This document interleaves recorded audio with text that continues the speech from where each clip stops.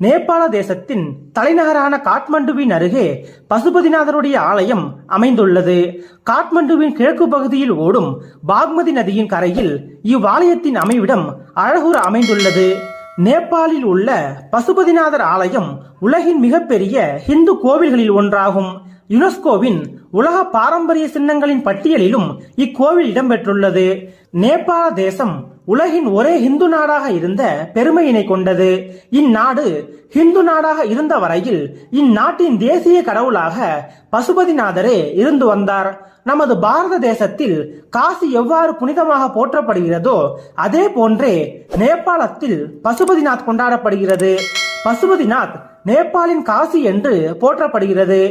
நமது பாரத தேசத்தில் கங்கை நதியினை எவ்வாறு புனித நதியாக போற்றி கொண்டாடுகிறோமோ அதே போன்றே நேபாளத்திலும் புனித நதியாக பாக்மதி நதி கொண்டாடப்படுகிறது.